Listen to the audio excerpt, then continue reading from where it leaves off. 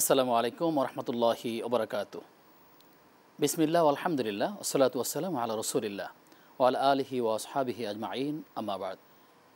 প্রিয় দর্শক শ্রোতা, আপনাদের প্রত্যেককে স্বাগত জানাচ্ছি দেশ টিভির নিয়মিত আয়োজন ইসলামী জীবন ও জিজ্ঞাসার আজকের পর্বে। আপনাদের সঙ্গে আব্দুল কাহার রয়েছি। আমার সঙ্গে মেহমান রয়েছেন বিশিষ্ট লেখক এবং বিশিষ্ট মুফাসসির কোরআন বায়তুন নূর জামে মসজিদের সম্মানিত খতিব শেখ ডক্টর মুফতি জাকারিয়া নূর। আসসালামু আলাইকুম রহমতুল্লাহি ওবরাকাতুহু। ওয়ালাইকুম সালাম রহমতুল্লাহি ওবরাকাতুহু। আজকের পর্বে আপনাকে স্বাগত জানাচ্ছি। জি, ধন্যবাদ। বারাকাল্লাহু ফিকুম। প্রিয় দর্শক, আমরা আজকে যে বিষয়ে কথা বলতে চাই সেটি হচ্ছে পরকীয়া এবং ইসলামী দৃষ্টিকোণ। আমরা এটা মহামারী আকারেই আমরা বলতে পারি। বিভিন্ন পরিবারগুলো আজকে নানা রকম সমস্যা জর্জরিত, তার মধ্যে একটি হচ্ছে পরকীয়া। এই পরকীয়া কেন হয়, কিভাবে হয়, আর এটা জেনার অন্তর্ভুক্ত কি না, এর শাস্তিটা কি আছে, মানুষ যারা এর সাথে জড়িত আছে বা যারা অভিভাবক আছে তাদের বা কী দায়িত্ব রয়েছে, আমরা এই খুঁটিনাটি বিষয়গুলো নিয়ে আজকে আলোচনা শুনবো ইনশাআল্লাহ তাআলা। আপনিও চাইলে আমাদের সাথে আয়োজনে যুক্ত হতে পারবেন। দেশ টিভি ইসলামিক শো ফেসবুক পেজের কমেন্টে যে কোনো প্রশ্ন আমাদেরকে জানালে আমরা সেই সকল প্রশ্নের সারাই সমাধান জানবার চেষ্টা করবো ইনশাআল্লাহ তাআলা। শেখ, যেটা বিষয়টা কথা শুনতে চাই আপনার থেকে, পরকীয়া ইসলামী দৃষ্টিকোণ। সামাজিক যোগাযোগ মাধ্যমে যদি কেউ হোয়াটসঅ্যাপে কিংবা মেসেঞ্জারে বা যদি কারোর সাথে এরকম সম্পর্কে জড়িয়ে পড়ে, যেই সম্পর্কটা অবৈধ সম্পর্ক, এটি জেনার অন্তর্ভুক্ত কিনা, আর জেনাই বা কী জিনিস? আলহামদুলিল্লাহ সাল্লাতু ওয়াসসালামু আলা রাসূলিল্লাহ বাদ। যে আপনি যে বিষয়টা এখানে তুলে ধরেছেন, এই বিষয়টা বলার আগে মূলত একটা জেনারেশনকে ইন্ডিকেট করা দরকার। জি, অবশ্যই। যে আমরা যেই সমাজে অবস্থান করছি, এই সমাজের এই জেনারেশনটা কি এই কাজটাকে অপরাধ মনে করে কিনা, এই জেনারেশনের যারা মুরব্বী তারা অপরাধ মনে করে কিনা। আজকে এই সমাজের মা বাবাই তো এই পরকীয়া অথবা এই জাতীয় অপরাধকে অপরাধ মনে করে না। সেখানে আপনি প্রজন্মকে আপনি কিভাবে দোষারোপ করেন?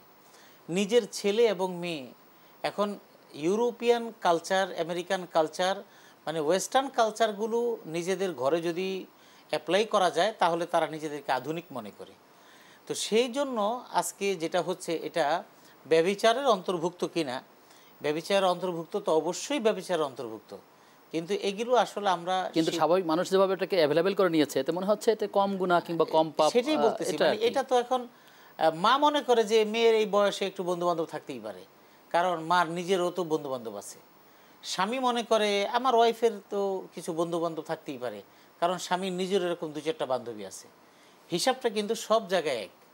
কারণ যেই ঘরের মধ্যে স্বামী তার স্ত্রীকে অনেক ছাড় দিয়ে চলে, খোঁজ নিয়ে দেখবেন ওই জায়গার মধ্যে স্বামীর বেশ কিছু সমস্যা আছে। যেই জায়গার মধ্যে স্ত্রী স্বামীকে অনেক ছাড় দিয়ে চলে, খোঁজ নিয়ে দেখবেন ওই জায়গায় স্ত্রীর সমস্যা আছে। আর নতুবা একজন স্বামী কি করে তার ওয়াইফকে, এখন অ্যাভেলেবেল হচ্ছে, ওয়াইফকে বন্ধুর সাথে গল্প করার সুযোগ দিতে পারে, বন্ধুর সাথে ঘুরতে যাওয়ার সুযোগ দিতে পারে, মার্কেটিং করার সুযোগ দিতে পারে, এটা কি করে সম্ভব?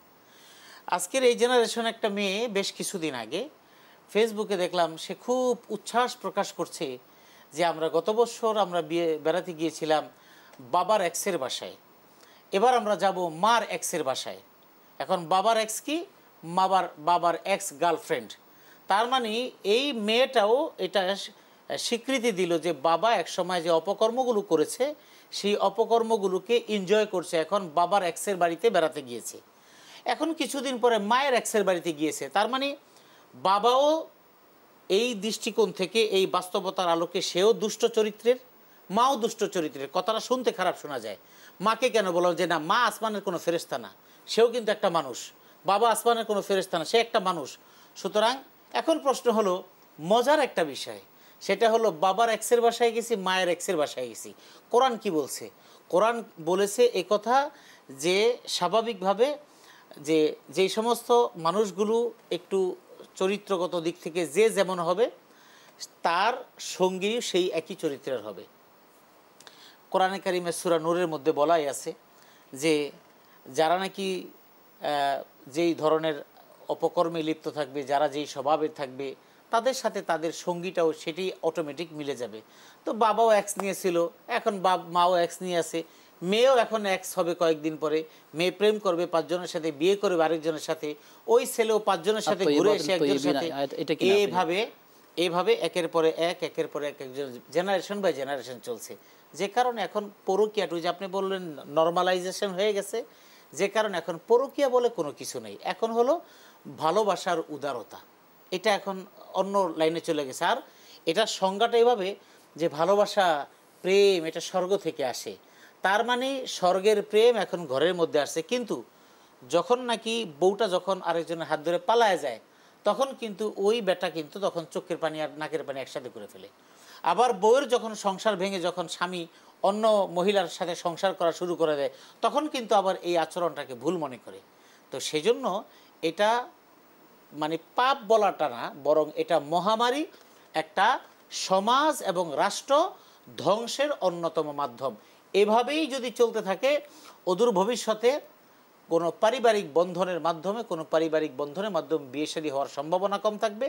এখন যেই হারে ডিভোর্স হচ্ছে, এই ডিভোর্সের পরিমাণ বেড়ে যাবে, এবং সেই সাথে ইউরোপ আমেরিকার মতো অনেক অবিবাহিত ডিভোর্সি পাত্রী রাস্তায় রাস্তায় ঘুরবে, কিন্তু কোনো পাত্র পাবে না। এবং ছেলেরা না হোক নিজেরা ইনকাম করে খাবে দাবে, কিন্তু মহিলারা রাস্তা রাস্তা ঘুরবে। এবং আপনি খোঁজ নিয়ে দেখলে এখন দেখবেন এখন প্রচুর পরিমাণে ডিভোর্সি মহিলার সমাজের মধ্যে আছে, হয়তো আমরা সেটা খবর রাখি না। এতে করে কি হচ্ছে, অতিমাত্রা ডিভোর্সি মহিলা থাকার কারণে পরকীয়ার বাজার তো সবসময় একরকম থাকে না। পরকীয়ার বাজার আপ ডাউন করে, সকাল একরকম বিকাল একরকম। আর রূপ যৌবন সবসময় সবার চোখে সবাইরে ভালো লাগে না। কিছুদিন ভাল লাগবে, কয়েকদিন পরে দেখা যাবে কেউ তাকে নেবে না, কারণ এটা স্বাভাবিক নীতি। পরবর্তীতে তার ম্যাক্সিমাম জায়গায় অনৈতিক এবং অরিজিনাল এবং সরাসরি জিনা ব্যভিচারের মাধ্যমে তাদের জীবিকা নির্বাহ করার মতো সিচুয়েশন বাংলাদেশের মধ্যে এখন আছে। এই জেনা যাতে না হয়, সন্তানরা যাতে ভালো থাকে, মা বাবা অনেক সময় 18 বছরের আগে বিয়ে শাদী দেওয়ার চিন্তা করে, কিন্তু আমাদের সমাজ, আমাদের রাষ্ট্র, আমাদের আইন তারা বলছে 18 বছরের আগে মেয়েদেরকে বিয়ে দিলে সেটাকে বাল্যবিবাহ বলা হয়। তো ঘরে ঘরে দেখা যাচ্ছে এরকম কোনো বিয়ের আয়োজন করা হলে তখন কিছু নারী সংগঠন আছে যারা সরকারি সহায়তা নিয়ে কিংবা সাহায্য নিয়ে এই বিয়েটাকে ভেঙে দিচ্ছে। কিন্তু অসংখ্য ঘরে এমন আছে যাদের ঘরে প্রাপ্তবয়স্ক পুরো ছেলে আছে, মেয়ে আছে, যাদের বয়স 30 পার হয়ে যাচ্ছে, কিন্তু বিয়ের জন্য কেউ কোনো সংগঠন এগিয়ে আসতেছে না। এর উত্তর কী হবে আপনার থেকে নেব বিরতির পর ইনশাআল্লাহ। প্রিয় দর্শক, আপনারা দেখছেন ইসলামী জীবন ও জিজ্ঞাসা। সময় হয়েছে একটা বিরতির, ফিরছে কিছুক্ষণ পর, সাথে থাকুন।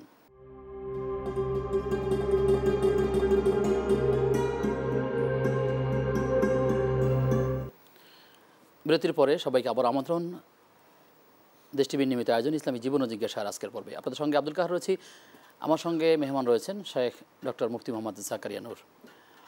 মোহতরম, বিরতির আগে আপনাকে যে বিষয়টি প্রশ্ন করে রেখেছিলাম যে মানবাধিকারের নামে বা নারীদের অধিকারের নামে অনেক সময় বাল্যবিবাহের অভিযোগ তুলে অনেক বিয়েটাকে ভেঙে দেওয়ার চেষ্টা করেন, যদিও বাবা মা মনে করেন তার ছেলে বা মেয়ে বিবাহের উপযুক্ত।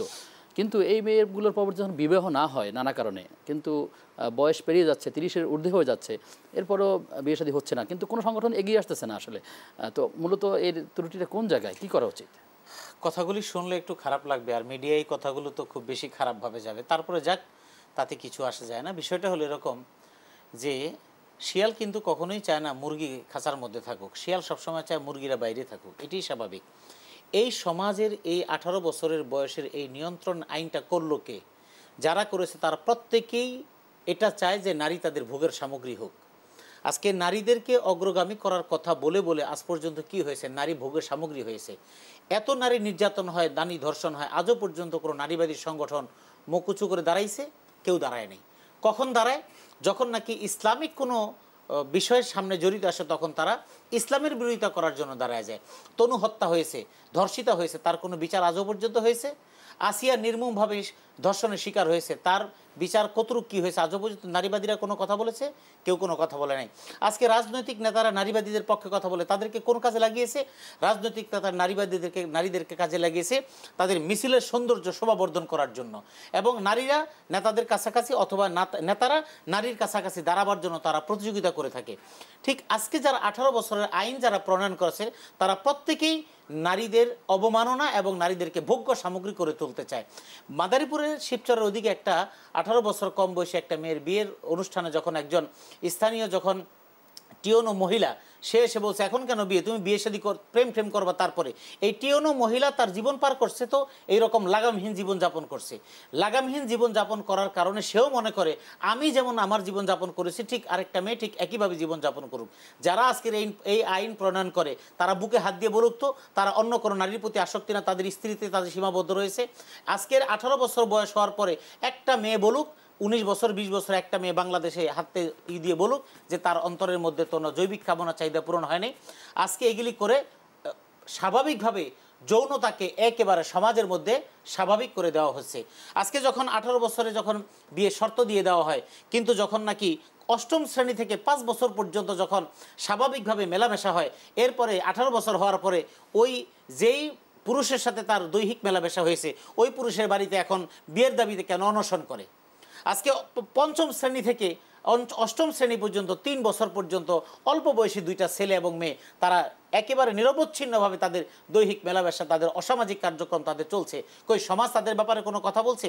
নিজের ঘর ছেড়ে অন্য পুরুষের সাথে তার মেলামেশা চলছে, পরবর্তীতে সংসার রেখে যখন নাকি তাকে বলছে যে তোমাকে আমি বিয়ে করবো, এরপর যখন বিয়ের কথা বলে তখন যখন ছেলেটা পালিয়ে যায় অথবা বেঁকে বসে তখন ওই বাড়িতে গিয়ে হানা দেয়।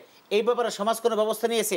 সর্বপ্রথম শাস্তি দেওয়া দরকার যেই মহিলাটা এই রকমভাবে অন্যের সংসার ভেঙে অন্য একটা পুরুষের কাছে গিয়েছে এবং তার বিয়ের আশায় অনশন করছে, তাকে শাস্তির আওতায় আনা দরকার, ওই পুরুষকেও আনা দরকার। সমাজে একটা বিচার ঠিকমতো হলে আর দ্বিতীয় আরেকটা সাহস পেত না। এই জন্য 18 বছরের যে বিধান করে দেওয়া হয়েছে, বিগত সরকার আমলে যে বিধান করে দেওয়া হয়েছে, এটা সম্পূর্ণ ইসলাম পরিপন্থী, সম্পূর্ণ মানবিকতা পরিপন্থী, সম্পূর্ণ মানুষের স্বাভাবিক অধিকার পরিপন্থী। এই কাজটা করার কারণে সমাজের মধ্যে প্রেম কিন্তু মানুষের অন্তরে জাগ্রত হয়। যৌন আকর্ষণ এটা মানুষের স্বাভাবিক ক্ষুধার মতো।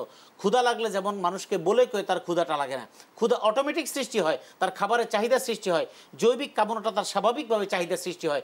স্বাভাবিকভাবে চাহিদা সৃষ্টি হওয়ার পরে বুঝে নিতে হবে স্বাভাবিকভাবেই কিন্তু তার চাহিদাটা দমন হবে, সেটা আপনি জানেন বা না জানেন, এটাই স্বাভাবিক। আর এই চাহিদাটা পূরণ করতে গেলেই অনৈতিকতার আশ্রয় নিতে হবে, এর বিকল্প কিছু নাই। সুতরাং এর জন্য সমাজের বাবা দায়ী, মা দায়ী, সমাজপতিরা দায়ী, রাষ্ট্রের যারা দায়িত্ব আছে তারা দায়ী। তবে দায়ী করে তো লাভ নেই, তাদের সন্তান তো আর এই দেশে থাকে না। যারা আইন প্রণয়ন করে তাদের সন্তান কেউ এদেশে থাকে না, তাদের সন্তানরা বিলেতে লেখাপড়া করে, তাদের স্ত্রীরা বিলেতি পারফিউম ব্যবহার করে, তাদের সন্তানেরা বিলেতি গাড়ি ব্যবহার করে, এই দেশের কোনো কিছু ব্যবহার করে না। এই দেশটা হলো অরাজকতা সৃষ্টি করে এখান থেকে টাকা বস্তা ভরে বিদেশে পাচার করার জন্য এই দেশে রাজনীতি করে, এই দেশে আইন প্রণয়ন করে, এই দেশে চাকরি বাকরি করে। কয়টা সচিবের আপনি খোঁজ দিয়ে দেখেন কয়টা সচিব বাংলাদেশে থাকে? সুতরাং এই আইনগুলো সম্পূর্ণ ইসলাম পরিপন্থী, সামাজিকতা পরিপন্থী, মানবতা পরিপন্থী। এটা মানামানি হলো সমাজটাকে ধ্বংসের পথে নিয়ে যাওয়া। আল্লাহ তাআলা আমাদের উপরে রহম করুন। নারী বোন যারা আছেন, যারা এরকম নির্যাতনের শিকার হচ্ছেন, তারা একটা কথা বলেন যে আমাকে বিবাহের কথা বলেছিল। আমি ওই সকল বোনদেরকে বলবো, বিবাহের কথা বললি কি তার জন্য সব কিছু দিয়ে দিতে হবে কিনা? আপনি এই পয়েন্টটা ছোট্ট করে একটা বক্তব্য দেন। বিবাহের কথা বলেছিল এই কথাটা যেটা বলে, বিবাহের কথা বললেই তো কারোর সাথে দৈহিক সম্পর্ক হয় না। এই যেই মহিলা এই কথা বলে, এই মহিলাটা সেও কিন্তু দুশ্চরিত্রা, সেও কিন্তু দুশ্চরিত্রা। প্রলোভনে দেখালেই যদি একজন মানুষ তার শরীরটাকে বিছিয়ে দেয়, তাহলে তার মতো ভণ্ড, তার মতো দুশ্চরিত্রের মহিলা আরেকটা হতে পারে না। আপনার কাছে যদি আপনার সম্মান, আপনার ইজ্জতের দাম না থাকে, নিজেই যদি সম্মান নষ্ট করে দেন, তাহলে অন্যকে দোষারোপ করে কোনো লাভ নেই। সুতরাং এই কাজটা যারা করে, যারা এই কথা বলে, এই জন্য আইন হওয়া দরকার যে বিচারের মানে বিয়ের প্রলোভন দেখায় ধর্ষণ, এটা কোনো কথাই না। বরং কোরআন এবং সুন্নাহ যেই কথা, এটাই হলো সত্য কথা যে অবিবাহিত নারী কিংবা বিবাহিত নারী কিংবা বিবাহিত পুরুষ কিংবা অবিবাহিত পুরুষ যেই হোক, এই কাজের মধ্যে যারাই লিপ্ত হবে তাদেরকে শরিয়াসম্মত শাস্তির আওতায় আনা দরকার। শাস্তির আওতায় শরিয়ার বাইরে যদি প্রচলিত আইনেও যদি আনা যেত, তাহলে কিন্তু এমন শাস্তি, এমন অপরাধ কিন্তু করার কোনো সুযোগ পেত না। যেই মেয়েটা এই কাজ করছে তাকে ওই সমাজ বয়কট করে দিক, ওই সমাজে তাকে জায়গা দেওয়া হবে না। প্রত্যেকটা পরিবারের পিতামাতা সচেতন হোক, তাহলে সোজা হয়ে যাবে সবকিছু। প্রত্যেকটা পরিবারের পিতামাতা সচেতন হোক এবং যারা নারী বোন এবং যারা ছেলেরা আছেন তারাও আল্লাহ তাআলাকে ভয় করে সামনে কাজগুলো করবেন। আল্লাহ আমাদের সে বিষয়ে এগিয়ে যাওয়ার তৌফিক দান করুন। মোহতারাম, একটি প্রশ্ন রয়েছে, মোবাইলের ওয়ালপেপারে আল্লাহর নাম দেওয়া যাবে কিনা? বিশেষ করে সেখানে কোরআনের আয়াত কিংবা আরবি কোনো ক্যালিওগ্রাফি এই ধরনের কোনো কিছু ওয়ালপেপারে দিলে এবং যদি বিনা উজুতে স্পর্শ করে, এতে কোনো গুনাহ হবে কিনা? আর এটা দেওয়াটাই ভালো নাকি না দেওয়াটা ভালো? ওয়ালপেপারে আল্লাহর নাম দেওয়া অথবা আরবি কিছু কোনো ক্যালিগ্রাফি দেওয়া, এতে কোনো দোষের কিছু নেই। আর আরবি কোনো শব্দ ধরার জন্য অজু লাগবে বিষয়টা এটা না, এটা যে কোনো সময় ধরা যেতে পারে, কোনো সমস্যা না। এই ওয়ালপেপারে এটা ব্যবহার করলে কোনো অন্যায় কিছু হবে না। জি, শুকরিয়া। প্রশ্ন করেছেন যে অনেক সময় খাবারের পর হঠাৎ করে কোনো সালাত দাঁড়িয়ে যায়, সালাতে চলে যায়, এই দাঁতে আটকে থাকা কোনো খাবার যদি কেউ নামাজের মধ্যে বিন্দু পরিমাণ চলে আসে বা একটা বুট ছোলা কিংবা এরকম কোনো পরিমাণ নামাজের মধ্যে, তখন এটা কি করবে? এটা যদি কেউ গিলে ফেলে তার নামাজের মধ্যে খাদ্য গ্রহণ হিসেবে গণ্য হবে কিনা বা স্বাভাবিকভাবে মাসআলা হলো এই যে এই পরিমাণ বুট বা ছোলা বুট পরিমাণ এই রকম খাদ্যদ্রব্য খেয়ে ফেলা। আরেকটা রুচিবোধের ব্যাপার আছে, যেই মানুষটা খাবার খায়, খাবার খাওয়ার পরে ভালোভাবে তার মুখ কুলি করা, পরিষ্কার করা, এটা হলো রাসূলুল্লাহর খাদ্যাভ্যাসের একটা অন্যতম অভ্যাস, সেটা করা দরকার। আমাদের দেশে আসলে কোনো কিছু সিস্টেম অনুযায়ী হয় না। আমরা করোনাকালীন সময় আমরা হাত ধোয়ার ব্যাপারে খুব সচেতন ছিলাম। করোনা চলে যাওয়ার পর আমাদের হাত ধোয়া শেষ হয়ে গেছে, তো এই জন্য পরিচ্ছন্ন হয়ে নামাজে যাওয়া দরকার। দ্বিতীয় নম্বর কথা হলো, নামাজ তো এমন কোনো মামুলি ইবাদত না যে আপনি খাইলেন দাইলেন হুট করে গিয়ে নামাজে দাঁড়ায় গেলেন। হয়তো আপনি খাবার দাবার খাওয়ার পরে পর্যাপ্ত সময় হাতে রেখে তারপরে খাবেন, যাতে করে স্বাভাবিকভাবে আপনি নামাজে দাঁড়াতে পারেন। অথবা যদি নামাজের ওয়াক্ত যদি হয়ে যায়, তাহলে আপনার যদি ক্ষুধার পরিমাণ যদি ওই রকম না থাকে, তাহলে আগে নামাজটা ইতমিনানের সাথে পড়ে তারপর আবার খাবার খেতে বসবেন। এরপরেও যেটা আপনার মুখে আসবে সেটা ফেলে দিতে হবে। এটা যদি কেউ ওই পরিমাণ খেয়ে ফেলে তাহলে তার নামাজ নষ্ট হয়ে যাবে। জি, শুকরিয়া। অনলাইনে যদি কোনো ব্যক্তি সম্পর্কে নেতিবাচক পোস্ট কিংবা কেউ অভিযোগ তুলে থাকে, সেটা কোনো প্রমাণ তাদের হাতে না থাকে, কোনো একজন পুরুষ সম্পর্কে কোনো একজন নারী অভিযোগ করলো অথবা কোনো একজন নারী সম্পর্কে কোনো একজন পুরুষ একটা পোস্ট করে দিল, সেটি অজ্ঞাতনামা থেকে আসতে পারে। এটা পাওয়ার পরপরই যারা ফ্যান ফলোয়ার আছে তারা এটাকে আবার প্রচার করে দিচ্ছে, ভাইরাল করে দিচ্ছে, লাইভে আসতেছে, অথচ এটার বাস্তবতা কতটুকুন সত্য মিথ্যা ঠিক জানা নেই। এইটা নিয়ে আসলে কি বলবেন? যদি কোনো অনির্ভরযোগ্য তথ্য থেকে কোনো সংবাদ আসে, যেমন এখন বর্তমানে অনেকগুলো অনলাইন তৈরি হয়েছে যেগুলো গুজব ছড়ায়, যেমন ওই গুজব টিভি এরকম নামে, গুজব নামই গুজব টিভি, আজাব টিভি, এইরকম আরও বিভিন্ন নাম আছে। তো এগুলি থেকে আপনি স্বাভাবিকভাবে বুঝতেছেন এরা ফানি পোস্ট করে, এরা মানুষকে একটু মজা দেয়, অথবা কেউ এটাকে সত্য মনে করে। এটা অবশ্যই ছড়ানো যাবে না। নাম্বার 2, যে কিছু কিছু ক্ষেত্রে এমন কিছু সংবাদ আসে এমন জায়গা থেকে, আপনি জানতেছেন যার সম্পর্কে বলা হচ্ছে অথবা যাদের সম্পর্কে বলা হচ্ছে, যিনি বলছেন তিনি তাদের সাথে রিলেটেড, তাহলে এটা বোঝা যায় যে এই বিষয়ের কিছু সত্যতা রয়েছে। সুতরাং সেই সত্যতা জানার পরে যখন আপনি বুঝতেছেন, স্বাভাবিকভাবে আপনি বুঝতেছেন যে এটা সত্য হওয়ার সম্ভাবনা আছে, তাহলে সেক্ষেত্রে আপনি পোস্ট করলে সেটা কোনো অন্যায় না। কিন্তু যদি এমন হয় যে সত্যি আপনি বুঝতে পারতেছেন এটা হতে বা মিথ্যাও হতে পারে, অথবা এখানে এরকম বাড়তি কমতি থাকতে পারে কিংবা কাউকে হেল্প করার জন্য হতে পারে, এরকম হয়, তাহলে সেটা শেয়ার করা যাবে না।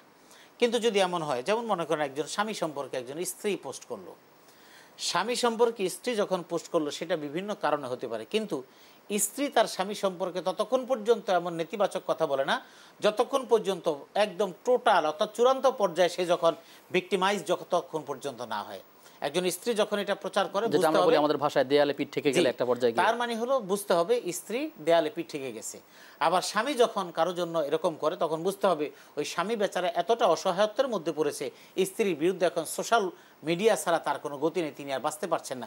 এমন ঘটনাও ঘটতেছে, স্ত্রী অনেক প্রভাবশালী, সেখানে সোশ্যাল মিডিয়ার সহযোগিতা ছাড়া স্বামী নিজেকে সেভ করতে পারছে না। এমন যদি হয় তাহলে তো এটা হতেই পারে। সেক্ষেত্রে যদি কেউ মনে করে যে এটা আমি আরও শেয়ার করলে তার উপকার হবে, তাহলে সেক্ষেত্রে শেয়ার করবে। এটা হলো নির্ভর করবে ওই খবরের সত্যতা, মান এবং সেটার প্রচারকের উপর নির্ভর করবে। জি, সব ক্ষেত্রে আমরা তো আল্লাহ তাআলাকে ভয় করব, এভাবেই নিজের জীবনটাকে পার করার চেষ্টা করব। আল্লাহ তাআলা আমাদের সেই তৌফিক দান করুন। আমিন। আপনাকে ধন্যবাদ জানিয়ে আপনার থেকে বিদায় নিচ্ছি। আপনাকে ধন্যবাদ। বারাকাল্লাহু ফিকুম। প্রিয় দর্শক, আপনারা দেখছেন দেশ টিভির ইসলামী আয়োজন। আমরা আলোচনা করছিলাম পরকীয়া নিয়ে। কুরআনুল কারীমের একটি বক্তব্য, লা তাকরাবুজ জিনা ওয়ালা তাকরাবুজ জিনা, তোমরা জেনার কাছেও যেও না। এটা অশ্লীলতা, এখানে আরও অনেকগুলো বিষয় রয়েছে, খবিসাত রয়েছে। সুতরাং আল্লাহ তাআলার কাছে দোয়া করি, আল্লাহ তাআলা আমাদেরকে সবাইকে রহম করুন, প্রত্যেকটা পরিবারকে রহম করুন। প্রিয় দর্শক, আজ এ পর্যন্তই। আগামী অনুষ্ঠান দেখবার আমন্ত্রণ জানিয়ে আজকের মতো বিদায় নিচ্ছি। আসসালামু আলাইকুম ওয়া রাহমাতুল্লাহি ওয়া বারাকাতুহু।